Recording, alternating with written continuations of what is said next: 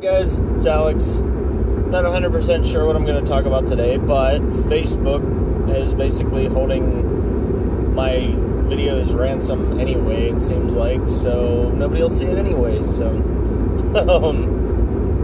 let's see, what can we talk about? I made kombucha last night.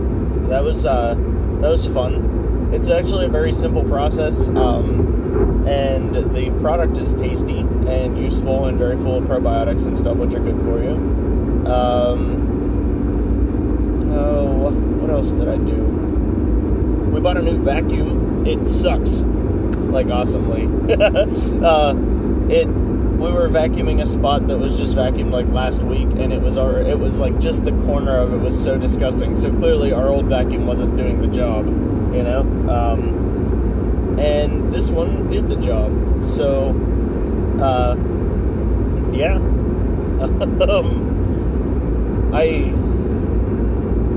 Let's see. What can we talk about?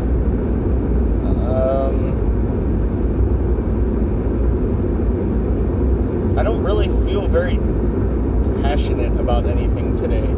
I do, but I mean, I don't think I got enough sleep. Not to a point where I'm in like a bad place, but just kind of like meh, you know. I'll be able to do my work and go home and relax, but not like go crazy. I've been trying to think of an idea for my video for Neurojunction, and I think I'm debating between two. After my whole, my crocodile hunter boomerang throwing app idea, and the previous intended video idea, which was like the how much Jello would it take to turn the ocean into Jello thing. I'm debating between those two. I do think researching the boomerang and boomerang physics and stuff like that might take too long for what I'm trying to do. So I think I'm going to end up just doing the Jello Ocean one. I think it could be interesting. It was interesting, and I was excited about it at the time I was researching it initially, but it, it's been stewing in my head for 2 months, so it's been kind of like, nah. But I think it can still be fun. And Loudbridge,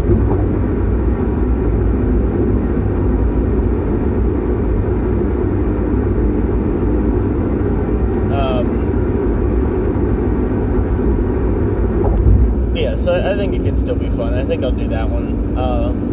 I have to decide by tonight, though, because it is the 17th, and like I said, I wanted to have the topic picked by the evening of the 17th, so, and then I have a week to research, so, and that one's good, too, because I've already done a ton of research on it, so I need to find the research, and then I need to further it a little and cement it a little bit. Like I've said before, I was having trouble making the numbers. No. Guy wanted to move over as I was next to him. But anyway, I was having trouble making the numbers sound realistic, and not realistic. That too, but I was having trouble making the numbers sound tangible, I guess. Because the numbers are just so massive. It's like 5 quintillion of this and stuff like that, which nobody knows what 5 quintillion is. I mean, it's effectively infinite. I mean, obviously not, because infinite is a different thing completely. But, if you were to try to count from 1 to 5 quintillion in your lifetime, it would take more than your lifetime to do it. And, so there's, at least as far as I'm aware,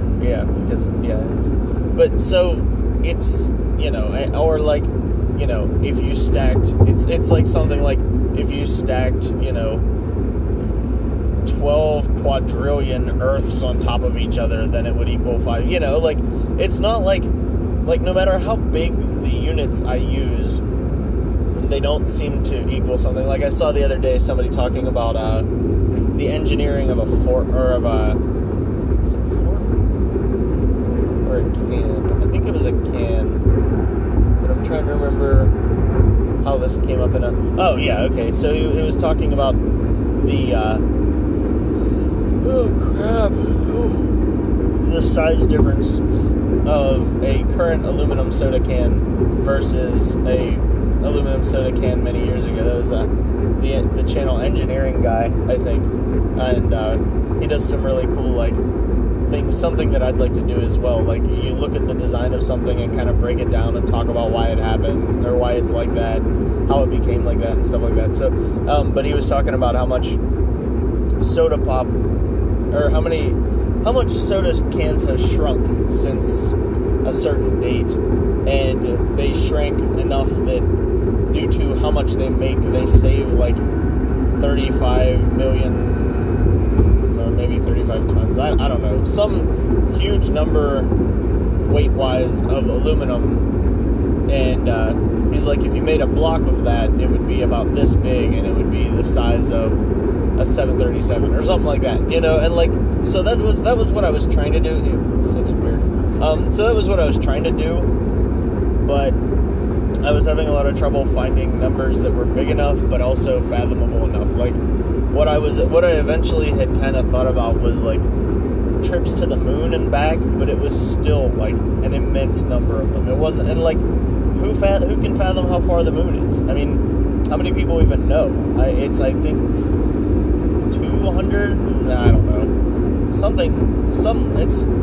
It's not as far as it sounds. I think it's in like the 200,000 kilometers range, but it might be 400,000. Yeah, I don't know. That's it's somewhere between there, but I don't know. It's something like that. But I mean, some people might say light years away. Some people might say it's like you could throw a rock at it or shoot a rocket at it. But so even that's kind of unfathomable. So trying to, and then basically anything earthbound. So if I was like, it's like, 7 quadrillion trips to Florida and back,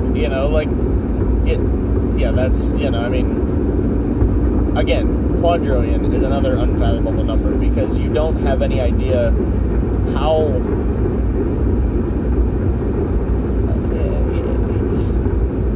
much that is. I mean, there's million, billion, trillion, and then quadrillion. And quadrillion is 1,000 trillions. So it's not like, I hope I'm not misstating that, but I'm pretty sure, that sounds right.